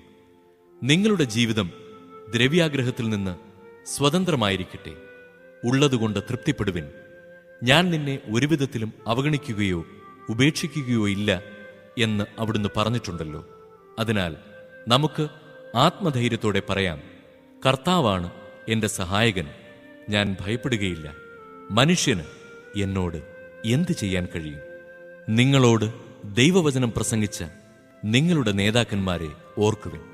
അവരുടെ ജീവിതചര്യയുടെ ഫലം കണക്കിലെടുത്ത് അവരുടെ വിശ്വാസം അനുകരിക്കുവിൻ. യേശുക്രിസ്തു ഇന്നലെയും ഇന്നും എന്നും ഒരേ ആൾ തന്നെയാണ്. വിവിധങ്ങളും വിചിത്രങ്ങളുമായ പ്രബോധനങ്ങൾ നിങ്ങളെ വഴിതെറ്റിക്കരുത്. ഭക്ഷണത്താലല്ല, കൃപാവരത്താൽ ഹൃദയത്തെ ശക്തമാക്കുന്നതാണ് ഉചിതം. ഭക്ഷണത്തിൽ ശ്രദ്ധിക്കുന്നവർക്ക് ഒരു പ്രയോജനവും ലഭിക്കുന്നില്ല. നമുക്കൊരു ബലിപീഠമുണ്ട്. അതിൽ നിന്ന് ഭക്ഷിക്കാൻ കൂടാരത്തിൽ ശുശ്രൂഷ ചെയ്യുന്നവർക്ക് അവകാശമില്ല. കാരണം പ്രധാന പുരോഹിതൻ പാപപരിഹാരത്തിന് ബലിപീഠത്തിങ്കിലേക്ക് കൊണ്ടുപോകുന്ന രക്തം എടുത്ത മൃഗങ്ങളുടെ ശരീരം ദഹിപ്പിക്കപ്പെടുന്നത് പാളയത്തിന് പുറത്തുവച്ചാണ്.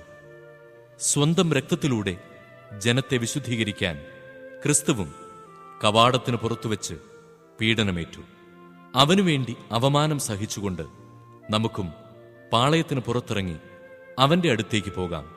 എന്തെന്നാൽ ഇവിടെ നമുക്ക് നിലനിൽക്കുന്ന നഗരമില്ല, വരാനുള്ള നഗരത്തെയാണല്ലോ നാം അന്വേഷിക്കുന്നത്.